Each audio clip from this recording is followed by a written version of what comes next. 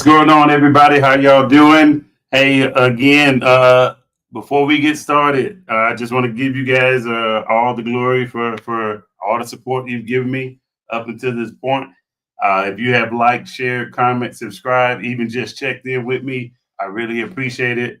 So I'm gonna give you guys a couple of minutes to get in here and get your favorite beverage. It can be alcoholic, it can be non-alcoholic. It doesn't matter. I'm not gonna throw no shade to you if you drink or you don't drink. But we're going to talk about the Ravens recap with the game that they had against the Commanders. I know some of the Raven fans liked what they seen.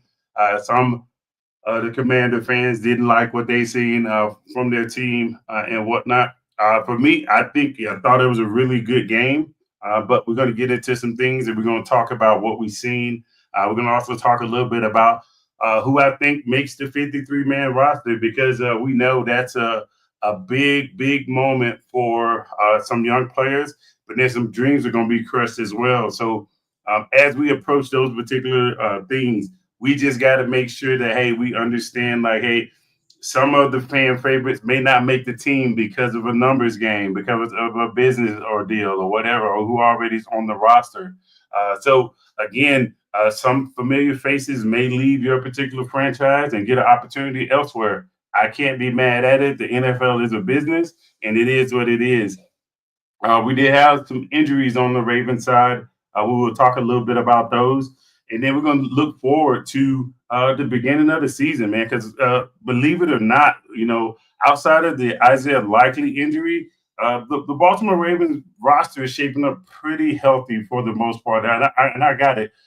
We're always going to have some dings and bruises, some lingering issues or whatnot. But for the most part, the roster is intact. We don't have any kind of season-ending injuries or anything like that. And for me, health is everything when it comes down to the NFL or football, the game of football and whatnot. Because if you guys been around the game for more than a day, attrition starts to set in, and it doesn't matter what level you're at, whether you're in the NFL, whether you're a collegiate player, or whether you're high school, or even just a termite or pee-wee or traveling team. Attrition gets its fair share of players when it comes down to, hey, people get dinged up for 2 weeks, having season injuries or whatever it may be. And I just feel like right now, this is possibly the best potential outcome that we can have when it comes down to our roster still being intact and we don't have any significant injuries. So that is huge.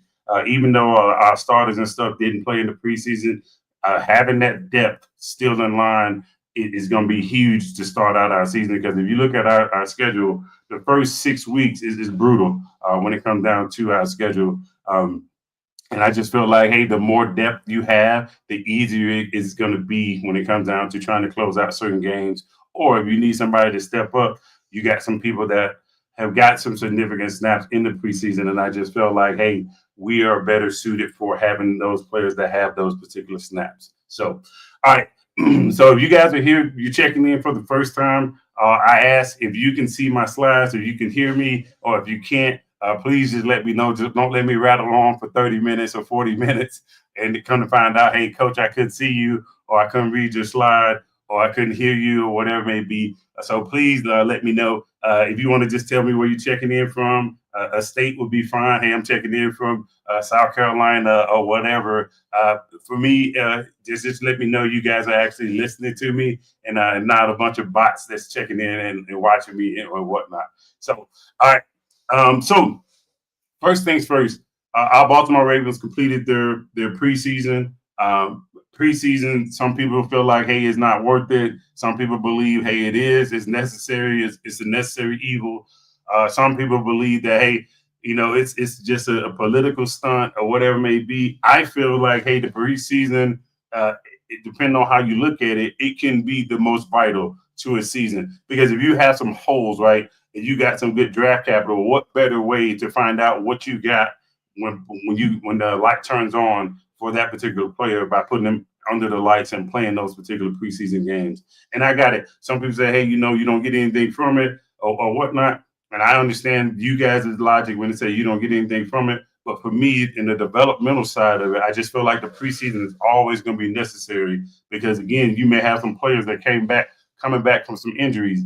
that can be a mental leap for that particular player to get over, or obstacle that that particular player has to get through when it comes down to reestablishing themselves, getting hit for the first time or catching that first pass or whatever it may be. And I just feel like the preseason is there for that particular reason.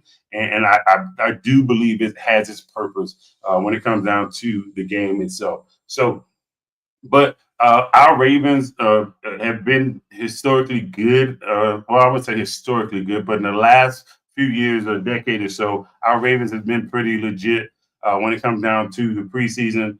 Because the Ravens have drafted well at certain time at certain positions and whatnot. We know the wide receiver position has been an Achilles heel for us. We know some of our linemen have not developed or panned out or whatever it may be. It's kind of hit or miss, but that's pretty much with like every team in the NFL.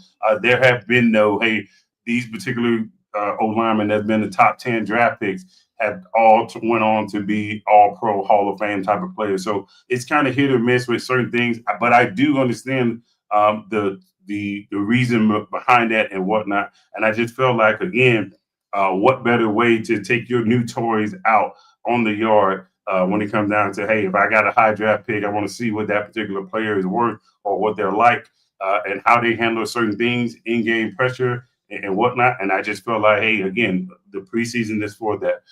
But this particular game, we went against the Washington Commanders. I just knew with the new leadership, the new quarterback change, the new O-lineman, the new defensive people coming in, new head coach, I just felt like the Washington Commanders' depth is not there just yet. And I just felt like they have some pieces that they can really use to move them in the right direction when it comes down to. I will tell you that running back they had. I can't remember his name, but hold on. Let me check his name. I got to remember his name because I don't want to get it wrong.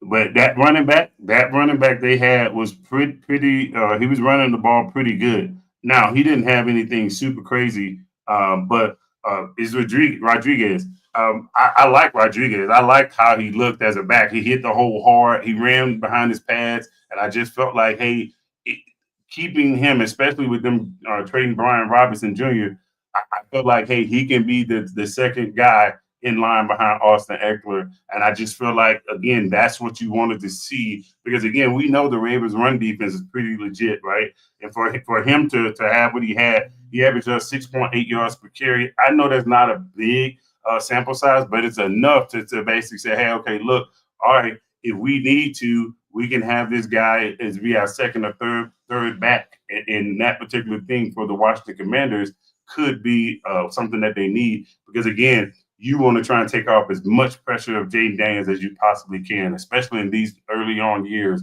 of his career, to basically take that pressure off him so he doesn't have to be Superman each and every week. I just felt like this guy, Rodriguez, would be a great compliment. Not saying Austin Ekeler isn't, but Austin Ekeler has dealt with some injuries in the past seasons. So I felt like, hey, again, a person that to help shoulder that load, I believe this particular young man, if he takes his developmental steps properly, I believe, again, late in the season, he could possibly be a great addition to the roster to get some real burn. But we all know why you guys are here. You guys are here to talk about the Ravens. So let me go ahead and talk about our Baltimore Ravens. First things first, if you guys can't see these slides when I pull them up, please let me know that, hey, I can't see the slides, coach, or the font's too this, or it's too dark, or whatever it may be. Because what I want to do is I want to basically make sure you guys are able to follow along with me. And I don't want to just talk for 45 minutes and you guys don't hear or understand nothing that I'm talking about. So, all right. So first things first, significant win. People to say it is not a significant win, don't listen to those people. I say it's a significant win because that's a vote of confidence for your Baltimore Raven depth players. So players that that, hey, okay, look, man, we need you to come in and close this game out. They're dialed in, they're locked in, ready to go, and they understand the importance of coming in and closing out a game. Or if somebody goes down, hey, this particular player has given you significant reps in the preseason games is to see what it's like in the atmosphere on the road or whatever it may be, or even at home. They understand when the lights come on is not too much for them. And I just felt like, again, especially having some of the smaller school undrafted free agent signings that we had on the particular roster playing in the preseason this year. I just felt like, again, this right here was something really, really good to see. It was a breath for me. It was vote of confidence for me to see that, hey, Zach Orr wasn't scared to utilize the pieces that he had, and he wasn't afraid to deploy them as needed, whether it be D line, whether it be cornerback blitzes, whether it be safety blitzes. I was happy to see that, especially from a young defensive coordinator in Zach Orr himself. I just felt like, again, he took the blunt of the responsibility when it comes down to the Baltimore Ravens struggling early in the season last season. And I just felt like right now he'll probably be ready to go, wheels fully turning come September 5th against the Buffalo Bills. And again, I believe that wholeheartedly because some of that has shown in the preseason. Now, am I sitting there saying, hey, the Ravens are going to have a bona fide top 3 defense? I'm not going to sit here and say that because I do understand, like, even with that, none of the starters played. So the starters may have to take a couple of weeks to get their chemistry right, to get their mojo. And then once they get their mojo, I believe the finished product or it's close enough, will be closer to finish when we started versus last year we was kind of trying to figure things out. We were moving pieces around and then we had to make some adjustments in the middle of the season. And I just feel like those growing pains won't be there this particular part of the season or this start of the season. So for me, how I'm gonna do this, and we're gonna talk about some stock up, stock down players, right? And I just felt like we'll do the bad first, the stock down guys. Xavier Guillory, I think he broke his collarbone. I want to say it's a stock down for me. The reason why I say it's a stock down because again he broke his collarbone, so that kind of limit his what else he's going to see from him. I do like him, has a great catch radius, bigger body receiver. As soon as he came on the roster, as soon as they signed him, I was automatically drawn to him because this is the one thing that has eluded the Ravens for quite some time is having a bigger body receiver with a nice catch radius that's able to move. Is not going to get a great bunch of separation, but can get up and down the field and again make difficult catches, as you guys seen in this particular game. I know they called his catch back on the sideline, his touchdown or whatnot. I think it was a touchdown. I think they called it back. It was a touchdown or first down, one of the two, but they called it back. To me, it looked good. But that's the NFL for you. Something that you think that looks like a catch is totally not a catch in the referee's eyes, and it is what it is. I'm not going to take anything away from him.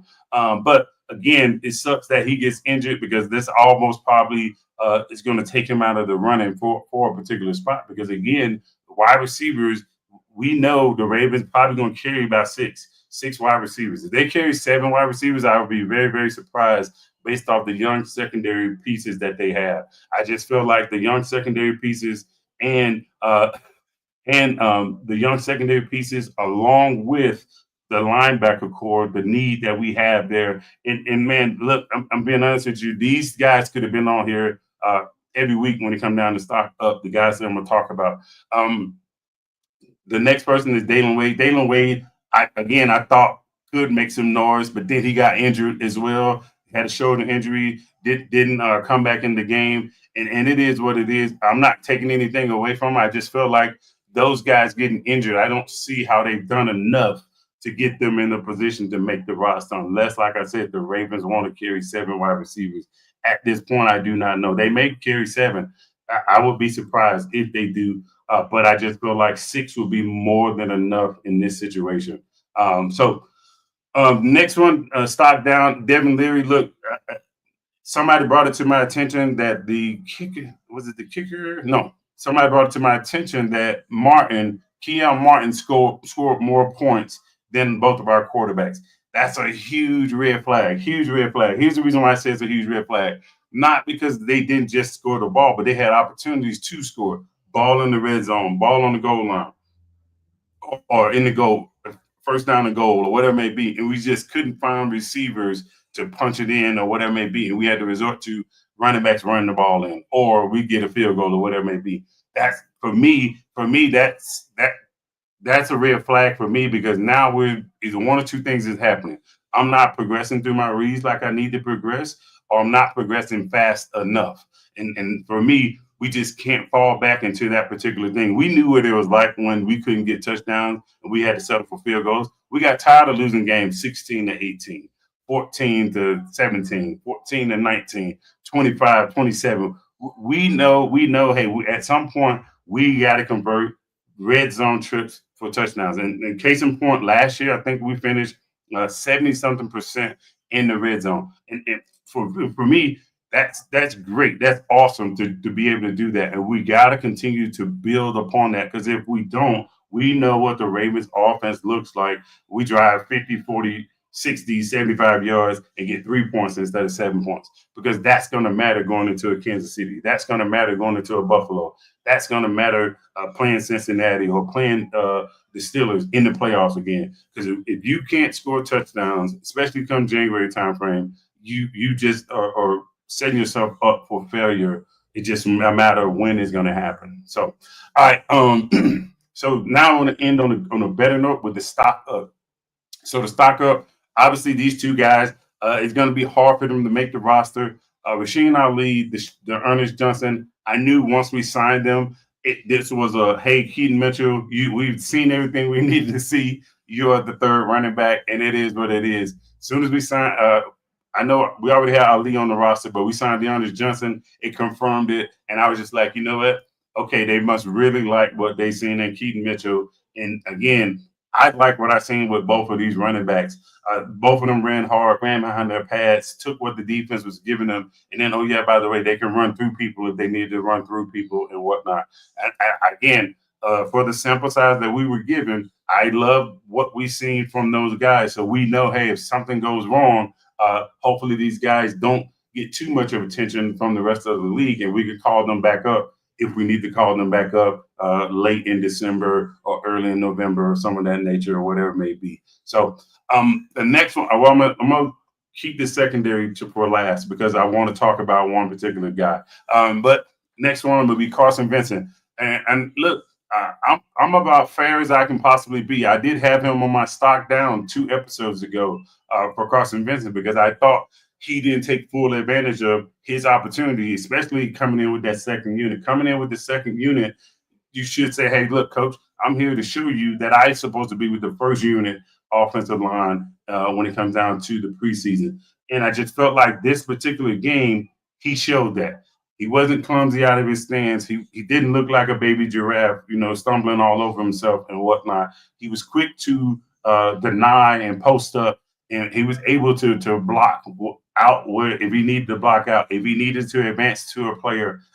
I felt like, hey, he showed his ability to where now, hey, okay, look, if you need a backup tackle, I can do it. If you need me to play guard, I can do it. Only thing, I would say if I was the O-line coach, I would basically say, hey, okay, look, how would you look against a premier pass rusher, a TJ Watt, a Myles Garrett? Because again, we're going to play those guys 2 times out of the year, each and every year. And I would like to see how he would look against one of those guys. I'm not sitting here saying, hey, he can hold his own against them. I just would like to see how his particular play is going to go when he plays against those particular guys. Because we know at the end of the day, right, that's what we want. We want to see how you handle the better competition. Because again, the preseason is the preseason, but everybody doesn't play. So I'm not too happy, not too over confident about it, but I am happy with the progressive steps that he's taken to this point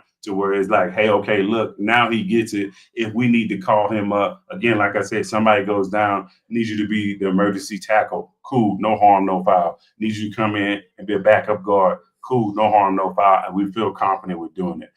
Next group is the defensive line. Man, look, Ms. Peoples-Jones, Mike Green, Ojabo, even all those guys. Look, man, I'm happy for where we are because for me, right, I know how important this particular position is to what the Ravens want to do.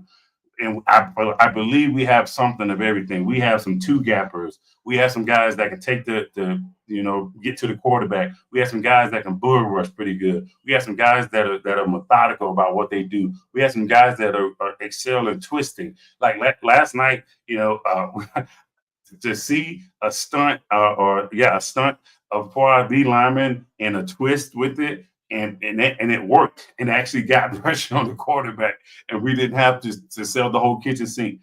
Was a magical moment for me. It was like, hey, the first time you watch your kid ride that bike without you having to kickstart him or you take the training wheels off. That's what it felt like for me. They was finally getting it. They were growing up right before our eyes, and I just felt like, hey, that is going to be key if we can get after the quarterback with our front four and not have to send 6 people or 7 people or look like we're sending 6 or 7 people. We can basically do it with our front four. If we can do that, that bodes so well. Here's the reason why it bodes so well is because our secondary is so advantageous when it comes down to being sticky, being able to play zone, the ball awareness, the catching ability. I just felt like everything marries up. Man, it marries up so well because if you can get 4 people to consistently rush the passer, and oh yeah, by the way, we got depth now, so we can run an 8-man rotation, we can run a 9-man rotation along the front. I just again, like I said, I'm so over the moon for that because again, everything is lining up perfectly. And then the one guy I didn't put on here was who's been a preseason standout, or 2 guys I didn't put on here were Higgins. Jaden Higgins and my guy, shoot, I'm going to forget his name. I can't remember his name, but whatever. Secondary, it'll come to me in a minute. But the secondary, the Chuck Pagano addition, if you didn't pay attention to him being added, you see the benefits of it on the field right now. Guys are no longer slipping out of their breaks. Guys are aware when the ball's being thrown. Guys are paying attention to what receivers are trying to do. We're not late out of the break. We're turning our head when the ball is in the air. We're fighting for the ball. Man, it's beautiful, right? It's a beautiful thing to see. And then you're going to give him some young pieces. You give him those young pieces like a Keon Martin. You give him Jaden Higgins, a coverage linebacker that can do almost anything when it comes down to a linebacker. You give him those type of pieces, and you say, hey, look, we're going to sit back and we can sit back in the zone if we want to. We can play man if we want to. We can do a lot of different things. We can send linebacker blitzes now because, again, we got safeties that can really come down and cover. We got cornerbacks that can cover the curl flat. We got guys that can play off man. It's so many different things that we can do when it comes down to our particular secondary and our linebacker core currently constructed. Because, again, I got it. Some people still think it's Trent Simpson's job to lose. Some people still think he has it.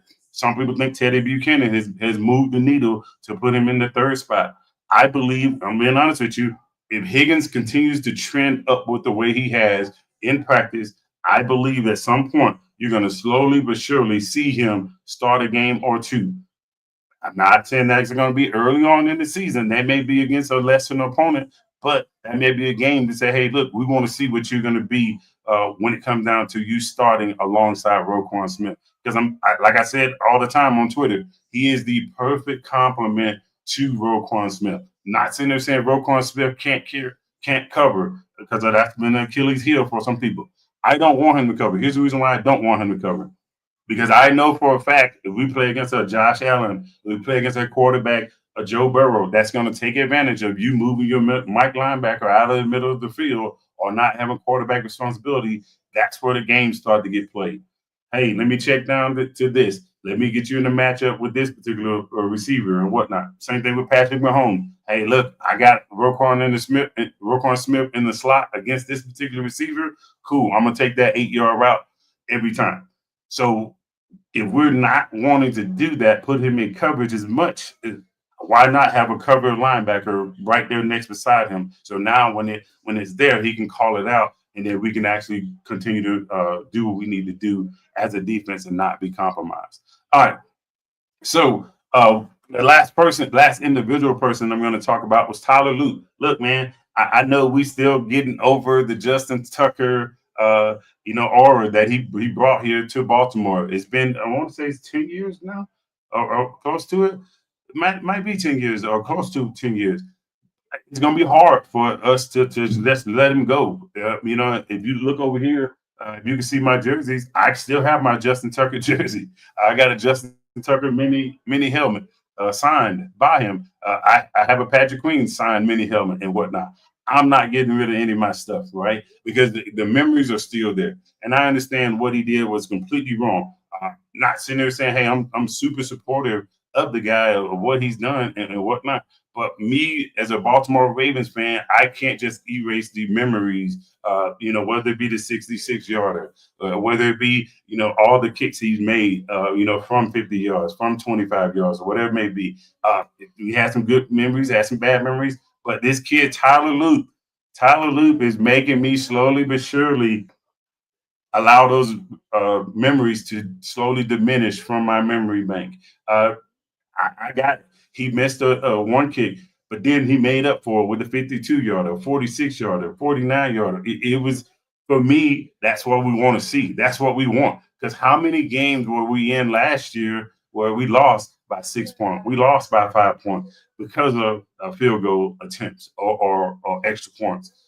Or 2 point conversions or whatever. We lost so many games like that, right? And I just feel like, again, having this particular kicker make these particular kicks on the road at home in not so much, I wouldn't say high stakes, but it's a big enough moment. It's a big enough moment to where it's like, hey, okay, you can be scrutinized for you missing kicks and whatnot. And I would imagine if he's on social media, Tyler Luke, that is, he did feel some of the pressure as he missed some of those kicks. I want to say it was the Indianapolis game. I think he missed a kick or so.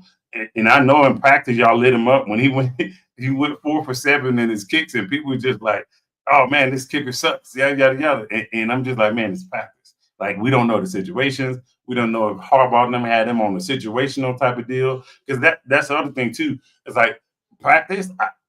I don't get too high or too low on practice. Here's the reason why, because there's certain scripts, right? So for instance, how do we know the day he went 4 and 7, there were opportunistic kickers? He didn't know he was going to kick, and they say, hey, field goal right here, right now.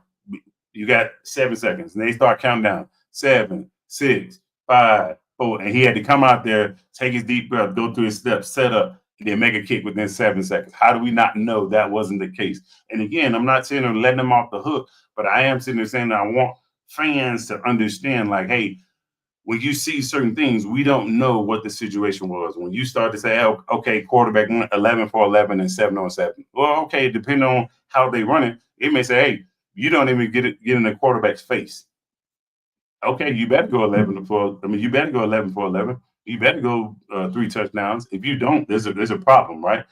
So when we see those type of things, yeah, I like seeing those type of things, but I don't put all my eggs in one basket saying, hey, this guy's gonna come out, he's gonna be laser focused. Because at the end of the day, right, we do also have those guys that are practice warriors, and they get out there and they get out of it's no longer t-shirts and short. It's actually pads and helmets. Now, guess what? Oh man, I take a couple hits. Now I forget everything. So again, I don't get too high on what happens in practice. Okay, I do like the idea of our guys are excelling in practice, but I will sit here and say to yourself, until it happens in the game, I'm not gonna get too happy for it. And then the last two guys I'm going to talk about is Keon Martin and Jaden Higgins. Man, look, these two guys, man, I would be very, very I wouldn't say hurt, but I would be puzzled. I would be puzzled if these two guys don't make the roster, Keon Martin and Higgins. And the reason why I say that is because we've seen the linebackers that come in and are downhill thumpers. We've seen that. We've seen the guys that don't have good awareness. We've seen the guys that are stiff and they're late out of their breaks. We've seen the guys that are kind of reactionary more than I'm actually looking at something before it happens, and I'm actually seeing it develop, and I'm off the snap right out the cusp of it, as soon as it happens, right? And I just feel like Higgins is none of that, right? I feel like Higgins is everything you would want when it comes down to a linebacker, right? And again, I know this is high praise coming from me, but I'm not an NFL coach. I'm not a collegiate coach. But for me, the eye test that I see with Higgins, Man, look, if he doesn't make the roster, I will tell you he will not be without a job very long. Because this, again, can you imagine if he get paired up with a Fred Warner, he get paired up with a Zach Bond, some of the better linebackers in the league. Just imagine, shoot, even if he goes to Denver and get paired up with Greenlaw, Dre Greenlaw, just imagine that nastiness that you can have when it comes down to, hey, look, you can't pass it in the middle, you can't run in the middle because I'm going to run things down, and he can basically drop back in coverage if we need that to happen as well. And he's the type of linebacker that, hey, I could put him in a deep third and wouldn't have any kind of issues with it, right? Because I believe if we get a good enough jump on most receivers, he can stay over the top for a few seconds longer than the average linebacker versus being a liability soon as the ball is snapped. And Keon Martin, man, look, I looked at his measurables, and his measurables said he was 5'9", 170. Did not look like that at all. Not sitting here saying he looked like he plays like he's 6'4", 210. But I didn't see any liability or limitation within his game. The guy understood how his leverage worked. He understood, hey, what teams are trying to do to him, whether it be a quick out or whether it be a hitch. And the guy was just making plays. Everything the Ravens asked him to do. Hey, I need you to walk up to the line. I need you to go blitz the backside of this. We're going to give him the quarterback some eye candy to the left, and you blitz from the right of the quarterback. And man, if it didn't hit home and he get a safety, the dude had a package for if you wanted to, he could probably make a pretty nasty preseason highlight video, and I would almost guarantee you, if it wouldn't go viral, it would be close to it of the plays he's had in preseason. And I just feel like, again, those two guys, whatever you got to do, Ravens, please don't let those two guys go away, because again, we need those two guys. I feel like playing with the starters, I think those guys are fit right in, because if nothing else, let's say they do get caught out of position, let's say they do give up a play, you got veteran leadership to pull them back in, to keep them grounded, and they understand, hey, what their particular role is in the defense. And again, instinctively, you don't have to. It's so hard to try and teach, players to be instinctive, and with those guys, you don't have to teach it. They have it already. Hey, I'm watching your hip movements as they start to throttle down. I know you get ready to come out of your break. Cool, let me get ready for that. Oh, hey, you're trying to run me off here so you can run a seam up a seam route. I know how to basically turn my hips. I can flip my hips and get in the way of that particular pass. Oh yeah, by the way, if you need me to go get the quarterback, either one of them is going to give it to you. They're going to go hard to go get after the quarterback. And I just feel like that's everything we talk. I mean, if you've been to the M&T, you see the play like a Raven. That embodies the play like a Raven mantra. For me, I felt like, hey, those two guys, and I still don't understand how they went undrafted. I still don't, right? So again, with both of those guys, right? I believe those two guys should be making the 53-man roster. We put them on the practice squad. We are essentially saying to them, so some other teams, hey, look, we don't value these guys particular as much, and I feel like they won't be on the practice squad long if we put them on the practice squad. So I believe the Ravens do the right thing and get both of them on the roster, and we march towards January with them on the 53-man roster, especially with how the cornerback or defensive back room goes normally. You're going to have some guys that's dinged up. Right now, you got Jair Alexander already dinged up. So why not have a bona fide option behind him? Another guy, two more guys that I like what we seen, especially this last game, was T.J. Tampa and Jalen Armour-Davis. Jalen Armour-Davis, he got the pick off the tip pass from a linebacker. I believe it was Trenton Simpson. I think it was Trent Simpson tipped it up. Jalen Armour-Davis came down with it. Again, I expect those type of things. Jalen Armour-Davis was pretty instinctive as well. We just need him to stay healthy. If he stays healthy, my particular thing, if he stays healthy and they was giving reps at safety, I believe, again, hey, this is where he comes into play. Hey, give me that third safety option between him or even I put it out there again 2 episodes ago. I wouldn't have an issue with TJ Tampa getting some reps at safety as well. Because again, the reaction, the hip movement, the fluidity in his hips, I just believe he has safety type of instincts. And again, he's able to catch the ball as well. So I felt like, hey, if need be, and he needs to play some safety for us, hey, by all means, let him get after it. And I just felt like again, what better way to put your best 11 on the field when you could take a secondary player and play him in multiple spots in different roles. And I just feel like if you got those type of guys, why not maximize it? And again, for me, it's probably going to throw some people off as well, because if I sit in and if I'm game planning for the Ravens and I know TJ Tampa has played significant snaps at that cornerback, and then next thing you know, he's lined up on the hash. I'm like, hold on, what's going on here? Are they about to do something funky or what? And I just feel like again, because again, some people they see safeties and they want to try them, right? Whether it be height, whether it be lack of hip fluidity, or whether it be just overall lack of ability, right? And I just feel like again, not taking anything away from our safeties at all. I just feel like again, you get those type of guys that quote unquote that's a good corner or a good safety and could probably play cornerback. For instance, Ed Reed, it was a long time people were saying, hey, Ed Reed could probably be a corner because again, his hips was pretty legit, his IQ pretty legit, his football instincts and awareness was off the chart. So when it comes down to that, you got this type of talent, and by no way, shape, form, or fashion am I sitting there saying TJ Tampa or Jalen Armour Davis is on Ed Reed's level. I am sitting here saying just the versatility itself. Don't come in the comments coming for me saying Coach said TJ Tampa was the next Ed Reed. Don't say that. I did not say that. I said the versatility of those two guys and their instincts. I believe those guys can get some reps at safety. So, but I'm happy for the 3-0 start, the 3-0 preseason. I'm happy for that. But moving forward, right? We're going to need all of that going into Buffalo, a hostile territory. We need to get our leg back. We need to start the season off right. I believe this game is pretty significant. Here's the reason why. Because if we get this game, the AFC seeding, if we want to go for the one seed, if we want to get it back like we had in the 2023, where we go into the playoffs with the number one seed, we got home field advantage. I don't believe we slip up this opportunity if we get this opportunity again in the playoffs. I believe that's a recipe to say, hey, the road to the Super Bowl goes through Baltimore, and I believe this particular year with this particular team, we fully capitalize off of it.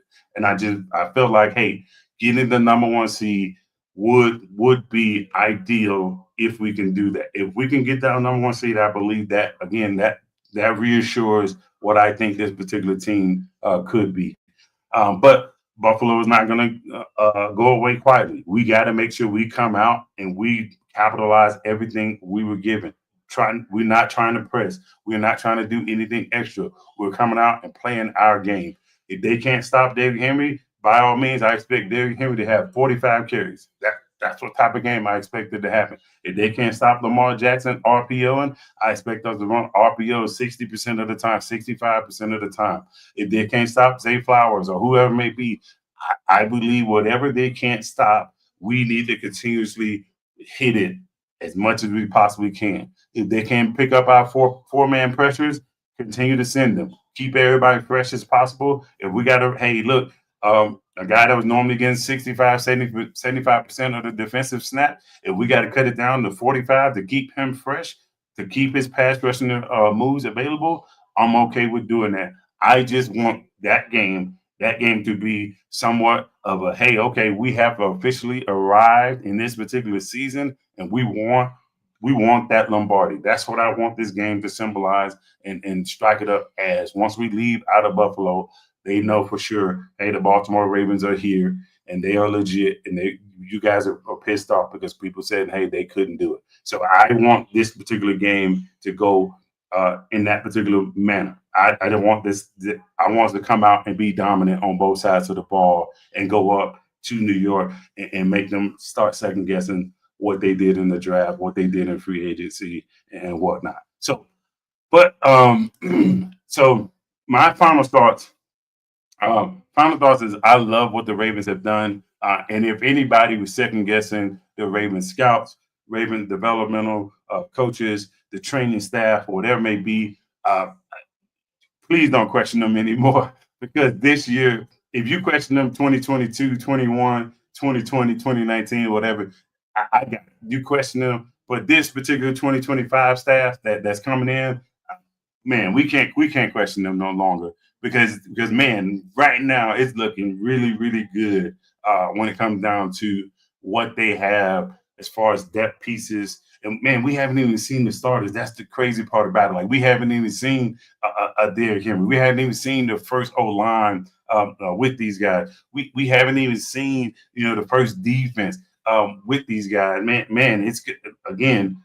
I'm excited. I'm excited for this game to already be here. I wanted to be here like tomorrow because I want to see what it's going to look like. Do we travel well? Or the road noise going to be too much for us? I want to see all those things, and I want to see how we do when there's a hostile crowd and whatnot.